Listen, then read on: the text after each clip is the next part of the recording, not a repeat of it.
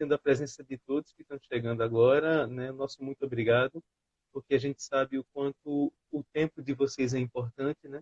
E a gente agradece de coração o fato de vocês estarem aqui conosco para poder ter essa conversa. Essa ação ela faz parte do projeto Desperta que vai começar, e é uma iniciativa minha, né, e do professor Marcos Canuto, que está aí também, né, parceirão, amigo, já vi que ele está aí conosco. Canutinho, é nós. E a gente está utilizando esses canais, nessas conversas, para a gente poder tratar de ações que possam sensibilizar, né, e também mobilizar, né, inquietar, né, as pessoas as quais a gente conseguir atingir, Jackson, para poder discutir, né, esses temas que, ora, vão permear um Uhum, pouco mais, né, o universo da dança de salão, mas como a dança também é um processo educativo, então eles uhum, também a gente vai periodicamente, né, tá ampliando um pouco esse leque, né, de discussão para tratar de temas de uhum. âmbito mais geral. E aí foi nessa Não, conversa, né, nesse planejamento que surgiu essa ideia, né, de convidar você para a gente falar um pouco, né, sobre esse bate-papo sociológico, né, que a gente considera muito importante, né? Embora a gente tenha muito avanço tecnológico, a gente tem agora muito avanço na área da biologia molecular, da inteligência uhum, artificial, mas paradoxalmente eu considero que quanto mais a tecnologia avança, mais a gente vai precisar, né, dos nossos referenciais que são dados pelas ciências humanas, né, justamente pela uhum. história, pela filosofia, pela sociologia. Então, por isso é que a gente Entendo. fica muito feliz de poder contar com você aqui hoje. Agradece muito Oh, de coração rapaz. aqui. Todos vocês, né, que estão aqui acompanhando também, se vocês tiverem alguma observação, quiserem fazer alguma pergunta, quiserem interagir com a gente de alguma forma, vai ser lindo, vai ser maravilhoso. Deixa eu só apresentar o homem aqui, né? De acordo com a nossa apresentação, hoje o nosso participante, amigo, convidado nessa pessoa, esse ser humano maravilhoso, é o professor Jackson Barbosa. Ele é sociólogo, professor do Instituto Federal do Sertão Pernambucano e tem atuação nos seguintes temas. Ele trabalha com sociologia da educação e desigualdades sociais. Jackson, boa noite, seja muito bem-vindo. Boa noite, meu querido. Boa noite a todos e todas. Agradeço demais o seu convite. Desde que você me chamou, não tinha como recusar uma proposta como essa, Que homem. ainda mais para uma discussão tão importante, né? Tão candente no cenário social brasileiro e que tem se revelado tão necessário nesse momento de pandemia, Ah, com em certeza, que nossas desigualdades têm sido escancaradas, né? Na com certeza, cara. verdade, são problemas históricos, né? Desde a formação da sociedade brasileira e que até hoje não se conseguiu transformar ou atuar de uma forma eficaz, né? Então, é um debate, por isso a discussão, acho que é uma discussão importante e agradeço o seu convite.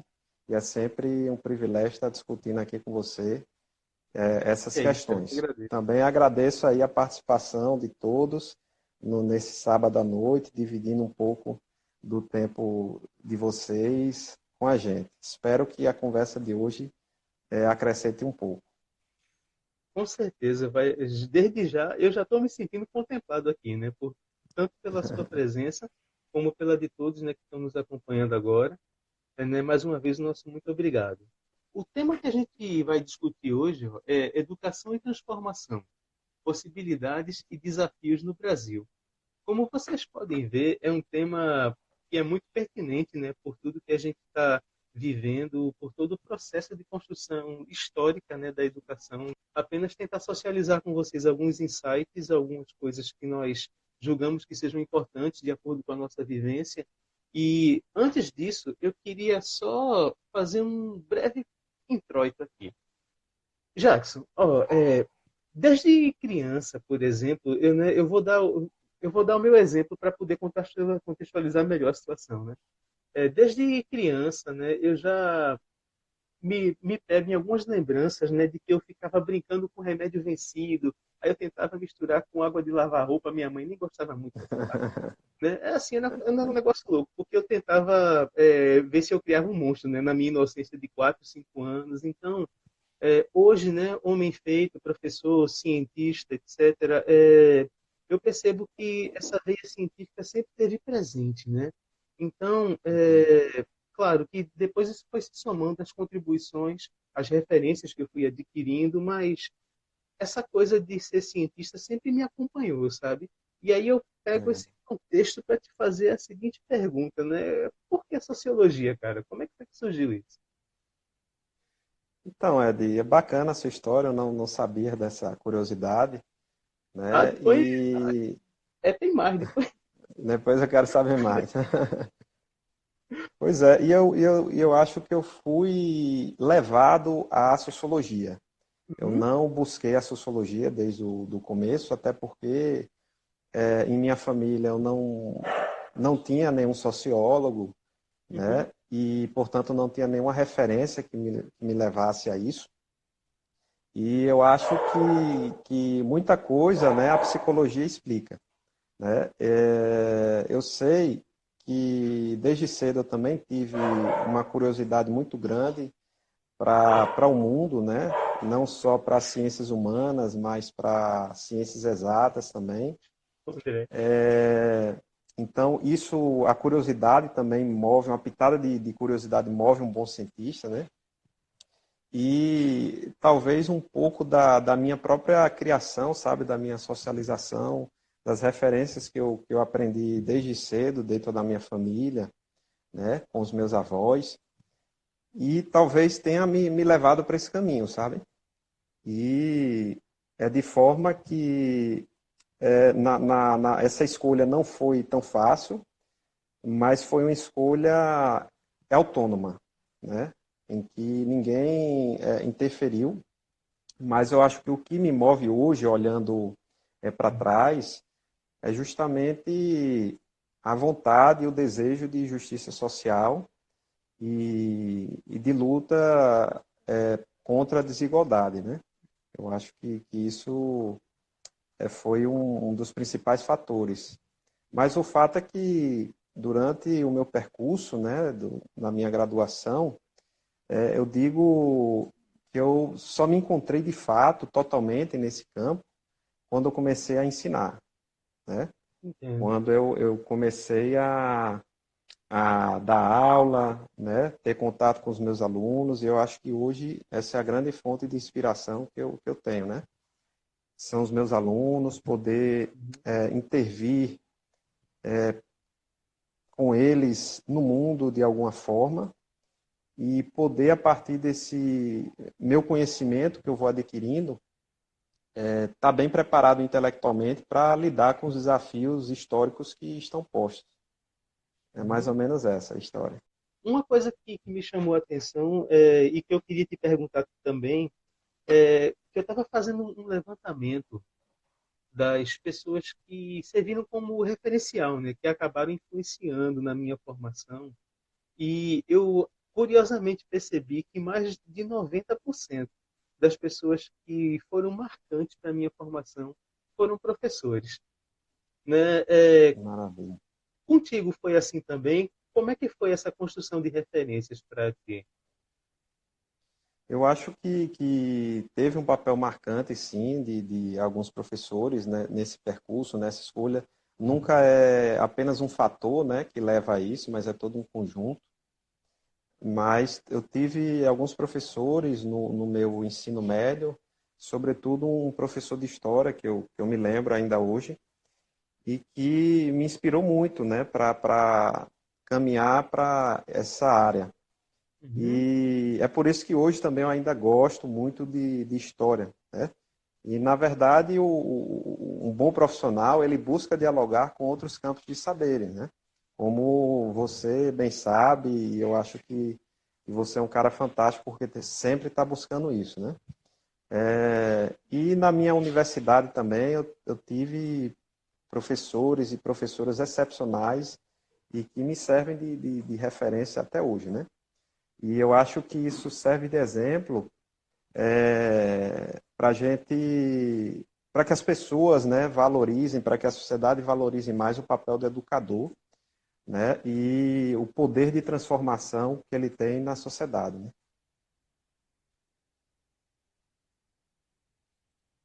E já Oi? cortou um pouquinho, mas já voltou. Ah, cortou? Foi. Pronto, foi isso. A questão dos professores foi justamente essa, né? Foram extremamente importantes, né, na minha trajetória e, sem dúvida, fizeram a diferença. Legal, cara, muito bom saber disso, porque como o nosso tema é falar de educação, a gente rememorar, né, o papel do professor é fundamental, né? Eu acho que a gente discutir Uhum, secamente, só em cima de dados, em cima de números, talvez não contribua muito para a discussão, já que a gente quer trazer um olhar mais amplo, né, uma visão mais holística e também uhum, uma visão mais humana, né? E eu acho que é com sempre certeza. importante a gente ser grato àqueles que fizeram parte da nossa formação, aqueles que contribuíram para a gente poder chegar onde está hoje e também para a gente refletir no quanto a gente, até sem perceber, influencia, né, os nossos alunos Uhum, nas decisões, nos referenciais que eles constroem. Por isso que o professor é um ponto central, sabe? Eu acho que é um pilar central. É uma profissão uhum. importantíssima para a construção de qualquer sociedade. No entanto, E nós, os números que eu vou te mostrar agora, eles são um pouco preocupantes, né? E aí é onde a gente começa a entrar na nossa discussão propriamente dita, né? Antes de começar a fazer mais algumas perguntas para você, eu tomei a liberdade de separar alguns dados, né, que eu também vou socializar com os nossos amigos que nossa, estão nos acompanhando, que são relativos, né, a algumas pesquisas que foram feitas pelo INEP, pelo IBGE, que eu andei fuçando, né, de 2017 para cá. E são os dados mais recentes que eu consegui encontrar e que eu acho que vão contribuir muito para a gente poder tentar traçar um panorama mínimo acerca do que a gente pode pensar, né? Tanto de desafios quanto de possibilidades, né? Então, dentro desse universo, Jackson, eu pesquisei aqui, por exemplo, no IBGE, na Pesquisa Nacional de Amostras por Domicílio, saca só. Taxa de analfabetismo entre brasileiros com 15 anos ou mais ainda é de 6,6%. Isso não está contando analfabeto funcional, não, analfabeto raiz mesmo. uhum, Com 60 anos ou mais, na população brasileira, 18% dela ainda é de analfabetos. O nível de instrução de pessoas com 25 anos e acima, em relação a essa variável, né, 6,4% da população brasileira com mais de 25 anos ainda é sem instrução. E 48,8% das pessoas que foram entrevistadas só têm o ensino básico obrigatório concluído, né, que aí só vai uhum, fundamentar um e dois, né, naquela parte da LDB que a gente lembra lá. É, o número médio de anos de estudo, isso aqui é que foi começando a ficar mais preocupado ainda, que a gente sabe disso, mas quando a gente reúne uhum, tudo para poder conversar, é uhum, que a gente vai vendo que, embora nos últimos anos a gente percebe um leve avanço, ainda tem muita coisa para uhum, se avançar, para se melhorar, para uhum, se discutir, especialmente em função de tudo isso que está acontecendo no mundo agora, né? Então, por exemplo, uhum. aqui, ó, Com o certeza. número médio de anos de estudo das pessoas no Brasil, né, de 25 anos acima, ou seja, as pessoas que têm 25 anos, cara, 9,4 anos é a média de tempo que as pessoas estudam no Brasil. Uhum, 9,4 anos. E se a gente for falar de uhum, Nordeste, essa média ainda é menor. No Nordeste, a média uhum, de estudo das pessoas é de 8,1 anos. Ou seja, para o que a gente precisa avançar em termos de desafio, eu considero que é pouco tempo. É, uhum, alguns outros dados aqui, ó, impactos da escolarização na população. Ó. Somente 21% da população tem curso superior. Desses 21%, somente 5% tem alguma pós-graduação estrito sensu, né, mestrado ou doutorado. E a taxa de desemprego, né, nesse ano de 2020, até o segundo semestre, ela estava em torno de 3,3%. Isso foi em julho, né? Foi o último dado que eu pesquisei do uhum, IBGE. Então, isso corresponde em dados brutos a quase 9 milhões de empregos que foram perdidos só no segundo semestre de 2020. E aí é onde entra uma das questões também que eu gostaria que você falasse mais para frente, né, que Uhum. 68% desses empregos eram informais. E aí leva a gente para aquela questão da precarização do trabalho, do crescimento da informalidade, né? Que é Uhum. uma coisa que é muito bem estudada na sociologia, né? E acho que a gente Uhum. pode falar um pouco sobre isso mais para frente. Então, ó, Uhum. feito todo esse é, é, essa conjuntura de informações, cara, eu ainda peguei a cereja do bolo, né? Uma Uhum. pesquisa que eu consegui do Instituto Nacional Prolivro, né? Que é uma pesquisa intitulada Retratos da Leitura no Brasil, que é de 2016. Eu não consegui dados mais atuais, mas que falava que naquela época, eu não acredito que infelizmente isso tenha mudado muito, mas que a média nacional de leitura de livros no Brasil, né, o brasileiro médio, ele lê 2,43 livros por ano. E que quando a gente passa para uma, é, quando a gente passa para nível superior, né, isso vai para quase 5 livros por ano, mas mesmo assim ainda é uma média muito baixa em relação aos países Uhum. desenvolvidos, né? Então a gente tem um problema em relação à leitura. E diante disso tudo aqui, ó, eu queria só, antes de jogar a bomba para ti, falar uma frase que eu adoro do Mandela, né? Que ele sempre dizia que a educação, né, é a arma mais poderosa que você tem, né? Para mudar uma Uhum. sociedade, para mudar o país, para mudar o Mas, mundo. Assim, com no teu certeza. olhar de sociólogo, que eu acredito que esses números você já tenha visto também em algum momento, né? Como é que tu interpreta essa conjuntura, cara? Uhum. Poxa, Ed, você traz dados aí que são sempre pertinentes, né, de a gente problematizar e mostrar para a sociedade, né, porque serve como um grande baque, né, para Com certeza. mostrar que a educação no Brasil, após tantos séculos de história, não conseguiu ser democratizada de fato, né? Então, e aí começando pela, eu acho que tem várias questões, né, que você traz na sua fala, né, mas esses dados, né, ilustram, na verdade eles não apresentam uma novidade, né, porque não precisa ser nenhum especialista para saber da precariedade da educação pública brasileira e que Uhum. esse é um problema histórico, na verdade, né? E Sim. que, no meu ponto de vista, não tem como a gente pensar nesses dados, né, sem fazer a correlação com a estrutura da desigualdade no Brasil, né, e Uhum. como ela foi constituída. Né? E, nesse sentido, existe uma série de teóricos e de intelectuais que refletem sobre isso há décadas. Né? E aí a gente vê, quando vai fazer uma análise minuciosa, que aqueles grupos mais prejudicados são, na verdade, os grupos que já se encontram numa situação de precariedade, de expoliação e de ninguém dado. Né?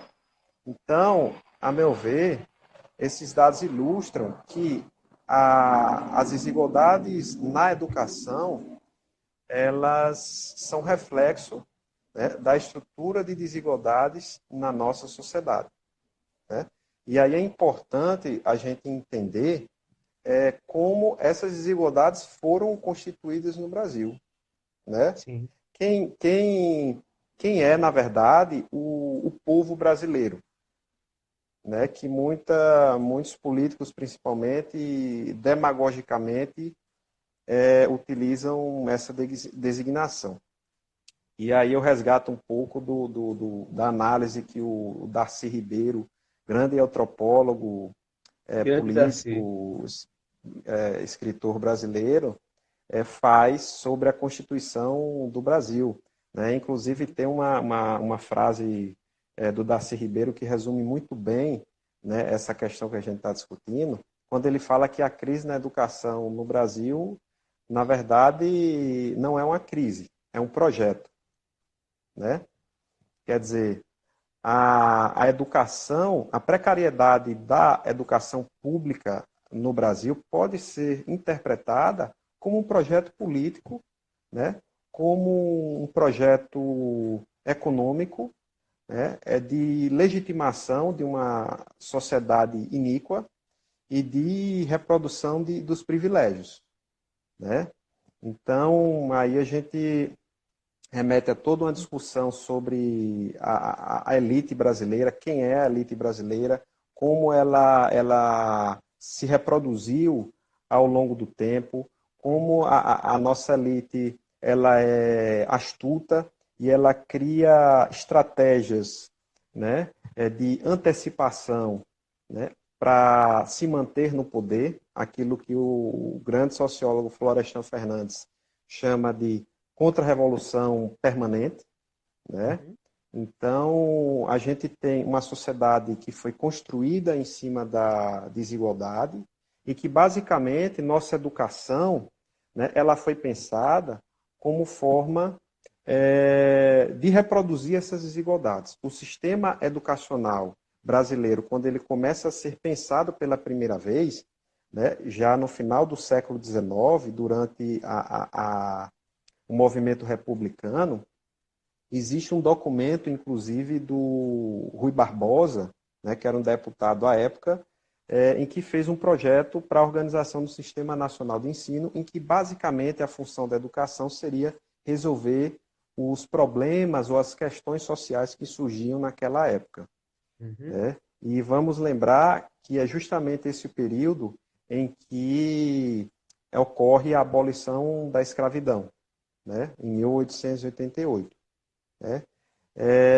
E que trouxe reflexos profundos para as desigualdades que aqui se gestaram, né? Do ponto de vista racial.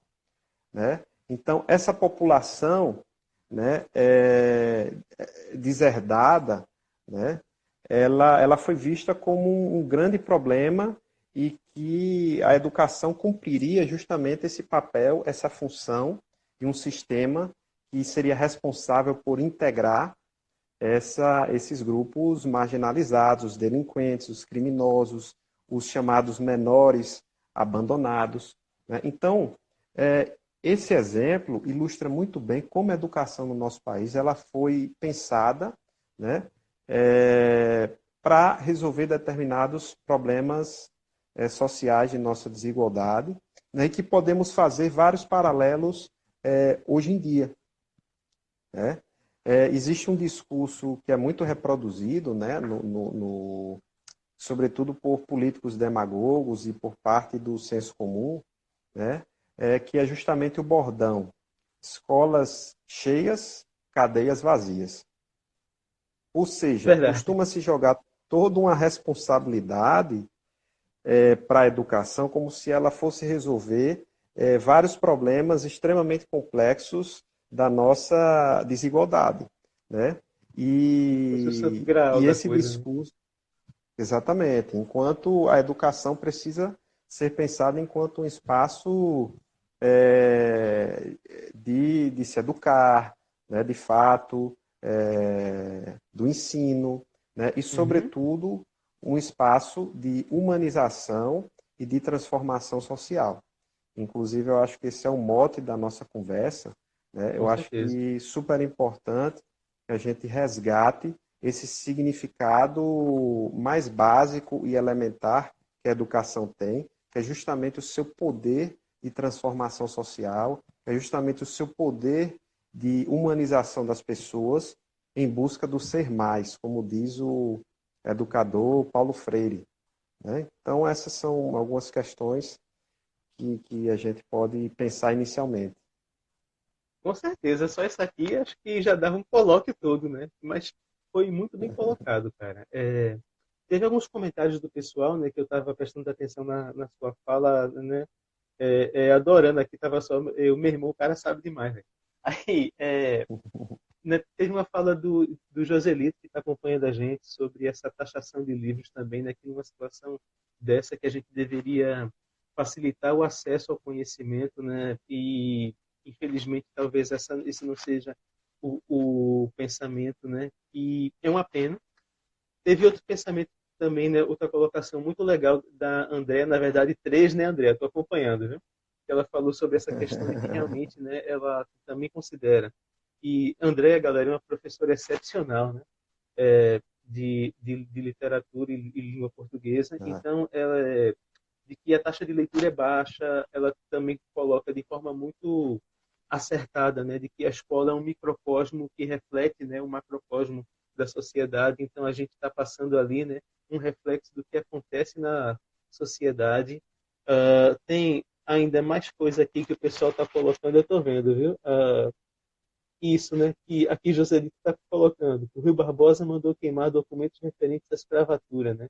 Para evitar uma potencial reivindicação de direito possível, de direito e possível indenização a ex-escravos. Eu acho que eu lembro disso aí também, uhum, cara. Né? Então, a gente já vê que é um sistema, né, que o negócio já é complicado e não é de agora. Né? Então, é uma questão uhum, extremamente uhum, complexa. Mas aí tem esse negócio que minha mãe, por exemplo, sempre dizia, né, que bom filho, bom tudo. Né? Então, eu costumo pegar essa máxima, né, de que um bom leitor, ele é um bom tudo. O que é que eu estou querendo dizer com isso? Ele vai ser um bom pesquisador, ele vai ser um bom leitor da realidade, ele vai ser um bom uhum, cientista caso queira ir para essa área. Então, eu acho que a leitura, tanto de mundo quanto de conhecimento, é fundamental. E se a gente uhum. não conseguir mobilizar, né, as pessoas para que a gente possa realmente ter essa percepção, né, de que essa correção de desigualdades é necessária, eu não vejo como avançar muito, o que, infelizmente, é uma Uhum. questão de preocupação. Né? Então, eu queria Bacana, agora. Ed. Só complementando Pois não. tua fala, né, sobre essa questão mais recente, né, de taxação de livros e do Sim. baixo índice de leitura no Brasil, né, é importante lembrar que há poucos anos atrás, há poucas décadas atrás, tínhamos uma população de analfabetos. Uhum. Tínhamos uma população de analfabetos. Né? É importante lembrar que a educação nunca se constituiu de fato num projeto político, né, das nossas elites. Né? Inclusive, existe um mito muito grande em torno da proclamação da República Brasileira, como se isso inaugurasse um novo momento histórico do nosso país. Né? E é interessante como um historiador que falou sobre esse fenômeno, na verdade, como um acontecimento alheio, né, a Sim. toda a população. Né? Quer dizer, a população esteve apartada das decisões políticas do nosso país, né, e por aí vai. Mas o que eu queria falar exatamente é que justamente o poder, né, o conhecimento é uma forma de poder, né, e de transformação social. Né? E que talvez por esse fato, né, a educação seja tão atacada e, como eu estava falando, se constitua num projeto, né, das nossas elites de não ofertar uma educação de fato democrática, né, a universalização da nossa educação, a educação de fato de qualidade, né, porque isso tem um poder de transformação enorme. Né? Com certeza, cara. Mas, ao mesmo tempo, isso não exclui outros caminhos de exercício da educação e de luta pela transformação. Né? Como, Sim. por exemplo, a educação popular. Né? A educação que Uhum. está ligada aos movimentos sociais, né? A educação que nasce da experiência cotidiana de opressão, né? E que, historicamente, foi um instrumento importante, né? De mudança. Né? Por exemplo, na época da escravidão nos Estados Unidos, né, a população negra entendia que a educação era um instrumento poderoso de transformação e se organizavam e se mobilizavam para se educarem entre si. Né? Então, nas experiências mais desumanas e de extrema opressão, o ser humano é capaz de se educar em comunidade, de criar projetos políticos e sociais alternativos, né?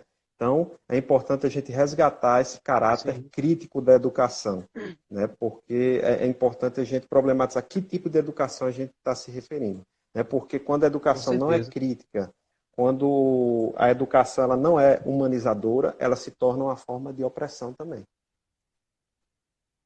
Com certeza, né? Aí já me veio na cabeça o Bauman, já me veio na cabeça o Gessé Souza, o Paulo Freire, enfim. Mas vamos para frente, olha só. Vamos para frente. É que são tantas questões que são tão ricas, né? Que quando você vai colocando e a gente vai lembrando, mas para não perder o roteiro, né? Bora lá. Seguinte, ó, teve essa questão da taxa de desemprego, que foi o último dado que eu citei para você, né? Que inclusive eu estava acompanhando a Associação Brasileira de Estudos do Trabalho, e eu pude perceber que nos últimos anos existe um esforço muito grande, né, por parte dos pesquisadores que depositam suas teses e seus artigos lá, em entender melhor esse fenômeno da precarização, né, do trabalho e como isso se reflete na sociedade, né? Na tua visão, enquanto sociólogo, como é que tu enxerga essa questão da precarização?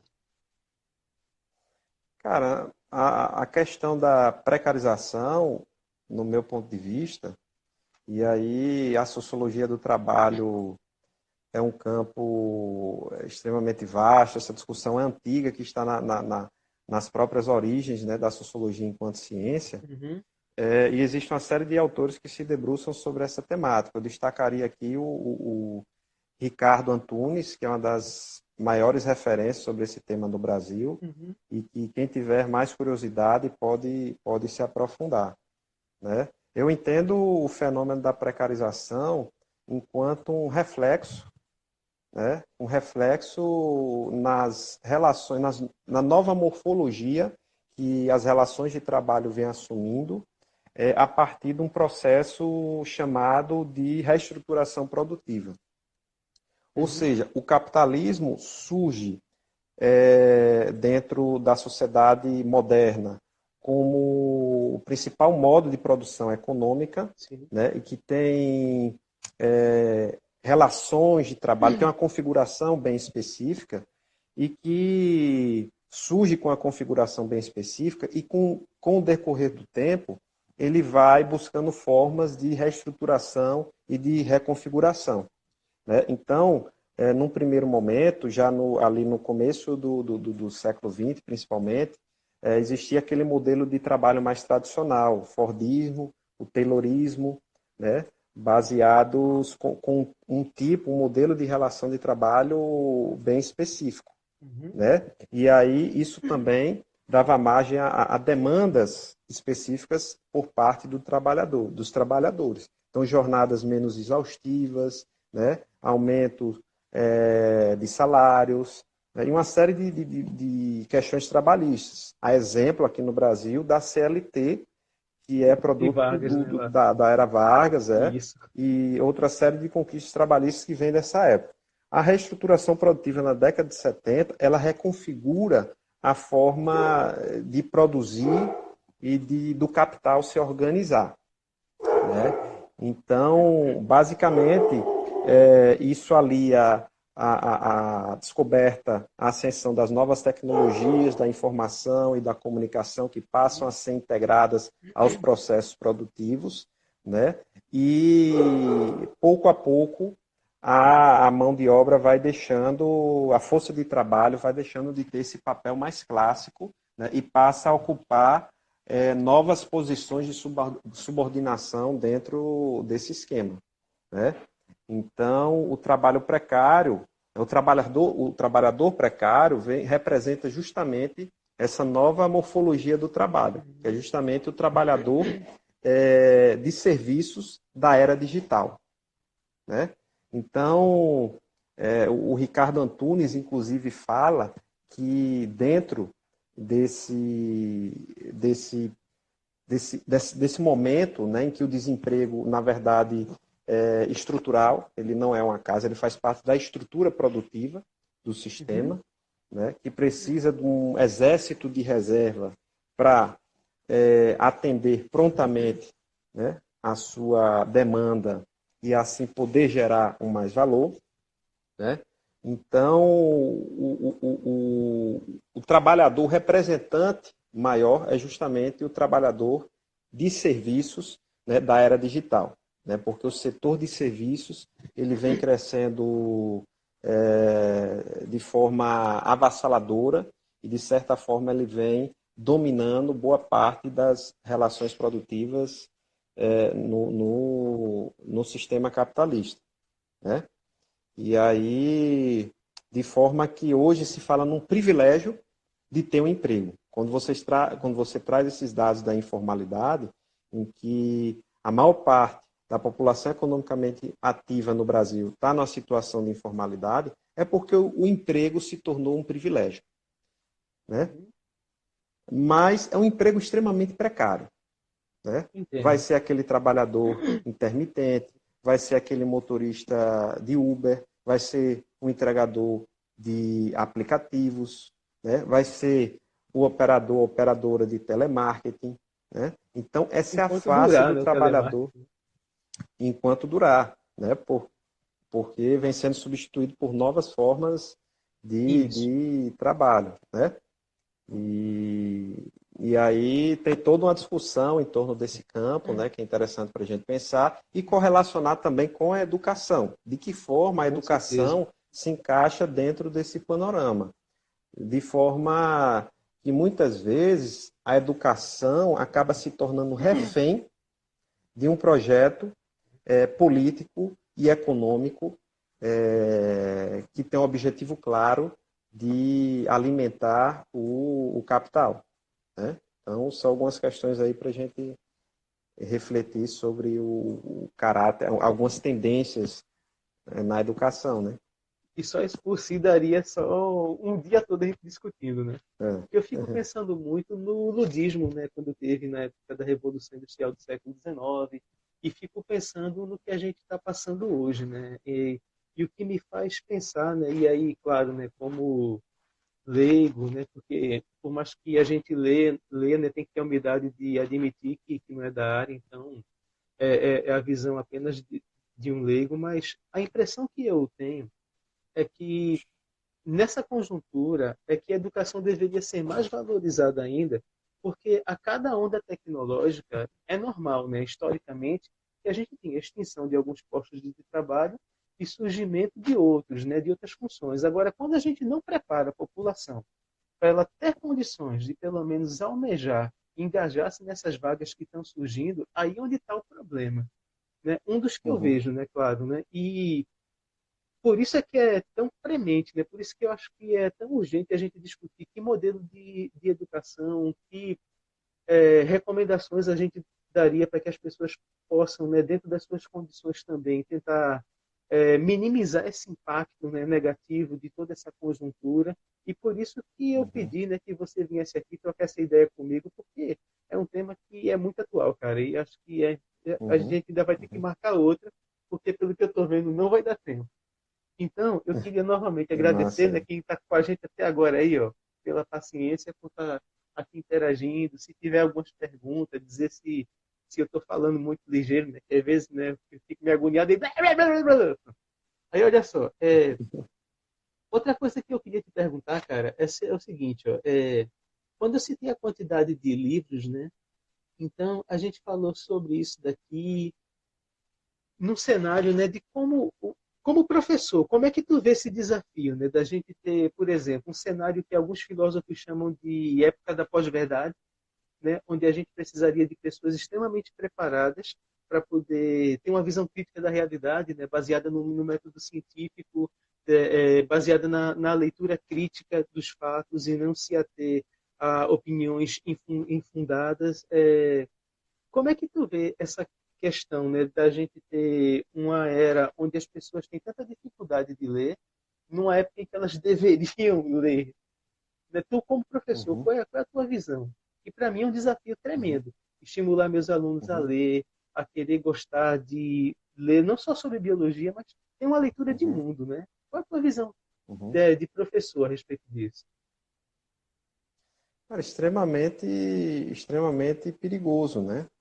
Uhum. Porque, como a gente estava falando aqui, o conhecimento ele permite uma leitura de mundo. Na verdade, todos têm uma determinada leitura de mundo, né? Mas o conhecimento ele possibilita uma leitura de mundo mais crítica, né? Então, Sim, nesse sentido, a educação é uma das ferramentas mais poderosas que nós temos na transformação do que está dado, né? E aí resgatando a frase que você traz lá no começo de Nelson Mandela, né? Mandelinha, gente boa demais.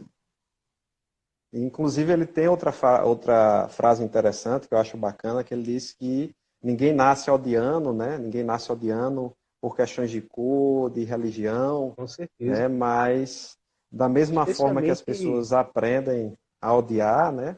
uhum, Podem aprender a amar também, né? especialmente depois do que ele Então, passou, né? Quase 30 anos preso numa sala de 4 metros quadrados, né? Então, mesmo uhum, assim, ele perdoou todo mundo ainda, então ele pode dizer isso. uhum, Então, exatamente. cara, Mas pode eu acho continuar. que é justamente isso, né? De a gente resgatar esse poder transformador que a educação tem, né? Uma educação que seja de qualidade, né? Uma educação que de fato resgata esse sentido mais lato que ela tem, essa potência de transformação para que ela não se torne refém desse projeto político e que tem avançado pelo mundo, né, com a chamada financiarização da educação, Uhum. né, ou a mercantilização da educação, né, que Bem preocupante. acaba tornando a educação como um instrumento, um meio, né, de formação, né, para atender às demandas do capital, né? Para atender o projeto do capital. Então, a educação também, dentro da sociedade capitalista, ela surge em grande parte com essa função, né? Uhum. Boa parte da educação que é ofertada a partir de então, sobretudo para as classes trabalhadoras, é justamente a formação de mão de obra técnica para o trabalho, né? Então, educação alienadora, né? E Profunda. aí isso ilustra muito bem a face da desigualdade, como desde a organização dos sistemas nacionais de ensino, sobretudo na Europa, que ocorre no século XIX, né? É importante salientar que a escola é produto da modernidade, né?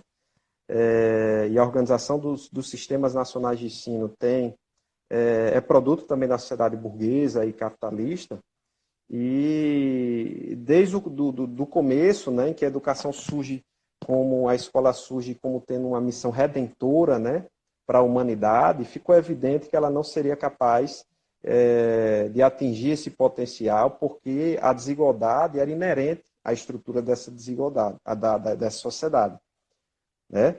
É, e aí, e aí é importante, criou-se forma de legitimação também, né? Ao mesmo tempo que Sim. essa sociedade trazia como um dos principais lemas, né, a, a igualdade de oportunidades, né, as desigualdades continuavam a ser reproduzidas, né, e Com precisavam, de certeza. certa forma, ser legitimadas. Uhum. Né? E o grande problema, né, é que o conhecimento, boa parte de um conhecimento científico que começou a ser produzido para compreender a questão do fracasso, do insucesso escolar, né, fez esse trabalho de legitimação, né, e de reprodução dessas desigualdades. De que forma? Através, basicamente, da culpabilização daquele indivíduo pela situação em que se encontrava. Ou seja, você cria todo um discurso social, toda uma ideologia que desvincula o problema das desigualdades educacionais e joga toda a responsabilidade no indivíduo. A questão Né? da Isso meritocracia está continua falando, né? o discurso da meritocracia, o discurso liberal da meritocracia, né? Que é uma Se o cara discussão não conseguiu, é porque a funda... culpa é dele que é incompetente e pronto, o sistema está ótimo e é isso. Exatamente, né? E os indivíduos acabam se culpando de fato, né? É aquela frase que o Paulo Freire diz, né? Que o sonho, quando a educação não é libertadora, o sonho do oprimido é ser opressor, né? E daí, novamente, a necessidade dessa educação crítica que possibilite a autonomia dos indivíduos e fazer com que eles tomem as rédeas da sua própria história, da sua própria vida, né? Sejam autores e produtores da própria história, né? Uma parada aí que Uhum, tu falou, velho, que também me inquieta pra caramba, esse negócio de que tanto os mais fragilizados, os mais a camada mais vulnerável da sociedade, né? Ela tanto é culpabilizada por isso, quanto tem a questão também da escola, né? Enquanto agente de mudança, né? Porque também se criou muito e às vezes eu até me sinto muito pressionado por isso, pela questão da gente ter uma sociedade que quer que a escola resolva todos os problemas, sabe? De que uhum, o professor tem que ser professor, psicólogo, pai, advogado, delegado, enfim. Infelizmente, às vezes até mais coisas, né? E aí é uma tarefa que não pode ser deixada só a cargo da escola, né? A educação ela tem que ser uhum, assumida por toda a sociedade. Então, se uhum, você deixar só a escola para fazer um papel que era da sociedade como um todo, realmente não vai ter condição, uhum, uhum. né? Aí aqui Sem um dúvida, né? comentário. Joselito, né? Meritocracia, né? Balela alienante. O homem, né? Como alguém com fome e cansaço, nisso eu concordo, né? Como alguém com fome e cansaço pode competir com alguém bem alimentado, né? E de vida confortável. Não tem como, né? E isso é o que a gente precisa cada vez mais, né? Chamar as pessoas a questionar essa cultura da meritocracia, né? Porque como o Jackson bem colocou, né, lá atrás, acho que desde a colonização já está tudo troncho, né? Então, a gente tem um Uhum. sistema que realmente Ronaldo aqui, né? Senhores, boa noite. Quem vocês acham que mais influencia o gosto pela leitura? Eu acho, Ronaldo, essa pergunta eu estou deixando para o Jackson fazer já, né? Que aí eu vou perguntar quais foram as leituras, né, que mais influenciaram ele e o que é que ele recomendaria, né, para quem quisesse se tornar um sociólogo, né, para quem quiser abraçar essa profissão, dicas de carreira, né? Então, isso aí ele responde já, tá bom? Então, ó, só por causa aqui, ó, que nesse bate-papo é muito pouco tempo, velho, sacanagem. Pouco Eu queria tempo. só que você me respondesse, Jackson, o seguinte, ó. Eu venho percebendo, por causa desse cenário da pandemia, uma questão de ansiedade, né, dos meus alunos em relação não só ao futuro, mas em relação a como se adaptar a essa realidade, porque o ser humano, até onde eu entendo, é muito de cenário, né? Aí se o adolescente, né, o jovem, está em casa, aí ele às vezes fica difícil de virar a chave, né? De você estar em casa, mas estar na escola, de você estar em casa, mas Uhum. fazer a tarefa. Como é que você tem nesse cenário? Como é que tu tem lidado, né, com essa questão de trabalho na pandemia, né? Tanto você quanto tua relação com os teus alunos. Como é que tem Cara, sido aí? enquanto educador, e eu acredito, tenho certeza que você também, a gente sempre busca fazer o melhor pelos nossos alunos, né? E a Tamo gente junto. não vai evitar esforços nesse sentido. Mas o fato é que o trabalho remoto, né, traz uma série de questões e que impactam diretamente, né, no cotidiano, né, do nosso trabalho, na vida dos estudantes, né? Então, eu particularmente tenho trabalhado muito mais, né, e eu acho que isso não é uma particularidade só minha, isso tem sido algo generalizado em todo o Brasil, Tá bem emocionante. sobretudo para os professores de rede privada, né, que muitas vezes não têm condições trabalhistas e autonomia suficiente para fazer frente a esses impactos, né? Mas eu acho que isso se reflete sim na precarização do trabalho docente, né? No aumento do cansaço, em novas formas de adoecimento, né? E esses impactos vão ser sentidos de diferentes formas, né? A depender do professor, da sua faixa etária, né, do seu estado mental. E é um Tem até aquele processo também, livro, né? muitas vezes. Do Byung-Chul Qual? Han, né? Acho que é esse o nome dele, do Sociedade do Cansaço, né?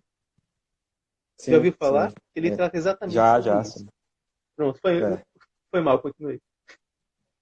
E aí a gente precisa pensar nos impactos que isso traz, tanto para nós, professores, quanto para os nossos alunos, né, que de fato tenham percebido no dia a dia um cansaço maior. Muitos estudantes que, infelizmente, não conseguem acompanhar as aulas por não ter um acesso adequado, né, Uhum, alunos que com casos de contaminação de seus familiares, né, então tem todo um contexto socioeconômico por trás que torna esse momento extremamente problemático, né?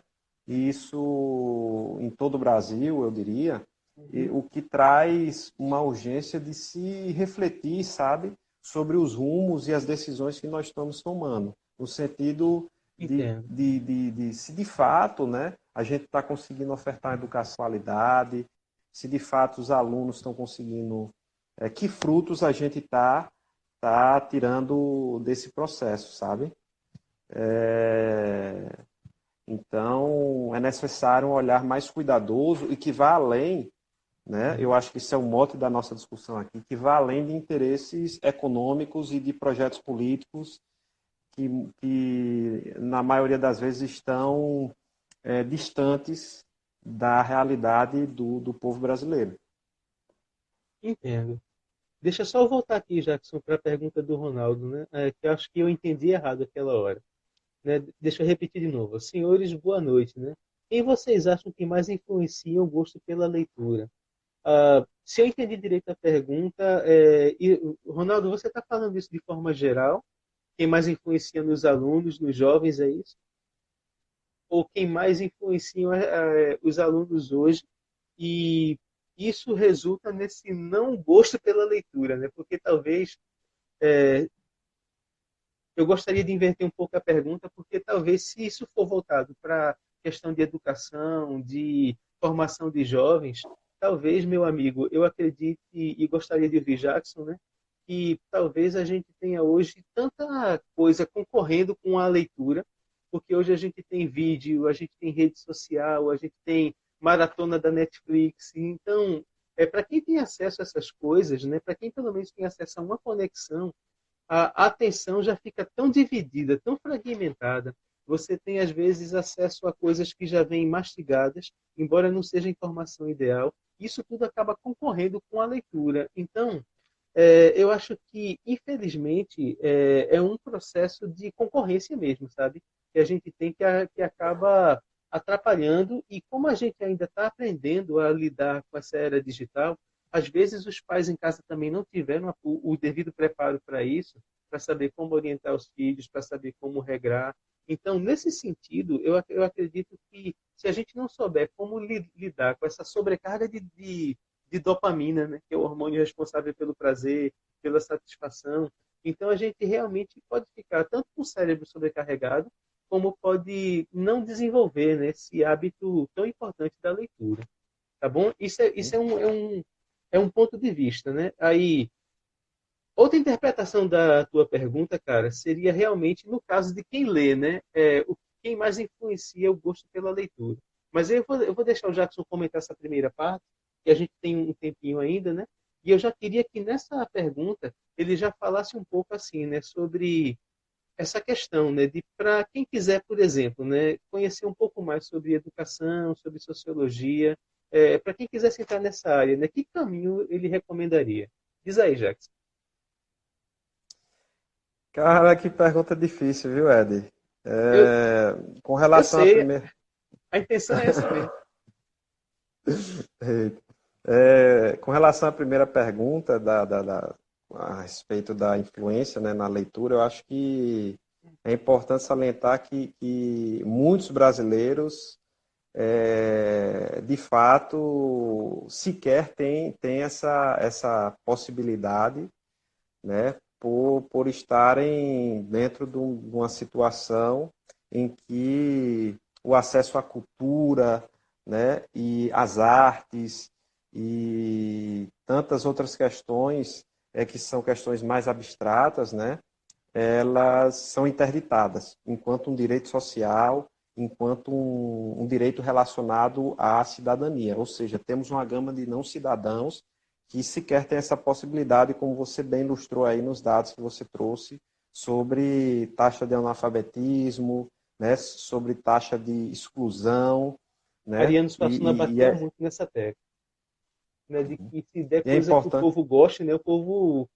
se você der coisa de qualidade, o povo vai gostar, Uhum. né? E é Né, mas importante pode salientar continuar. também que o povo, né, é produtor de cultura também, né? Com certeza.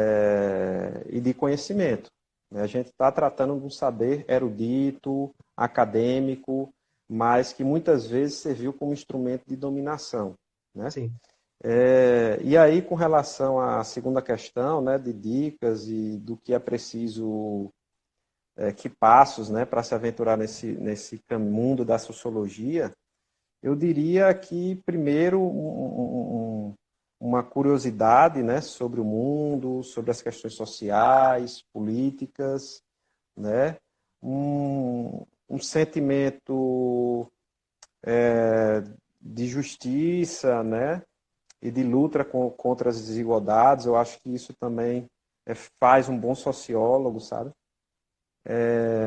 E com relação a leituras, existem várias leituras, né, a depender do tema, mas existem alguns livros introdutórios, como o livro do Peter Berger Então, e desculpa, tem um chamado, minuto. chamado Perspectivas Sociológicas, né? E podem perguntar no privado que eu posso passar mais algumas referências. Pronto, galerinha. A qualquer momento o Instagram vai derrubar a live, mas eu quero agradecer a todos vocês. Acho que a conversa foi riquíssima. Quero também agradecer de coração a Jackson, porque ele veio nos ajudar hoje, né, com o vasto conhecimento dele, né, como professor e colega de trabalho excepcional que ele nos ajudou muito com contribuições riquíssimas. Então, Jackson, muito obrigado por ter participado, viu? Realmente, para mim, foi muito Ô, cara, gratificante. Espero que para todos os que nos acompanharam também. Você tem 20 segundos para poder fazer suas considerações. eu agradeço seu convite, Ed, agradeço a atenção de todos e todas. Espero que nossa conversa tenha contribuído um pouco aí para, pelo menos, refletir, né, sobre algumas questões. E cabe dizer também que eu estou sempre aprendendo e esse espaço de diálogo é sempre enriquecedor para mim. Viu? Muito Beleza, obrigado. galera.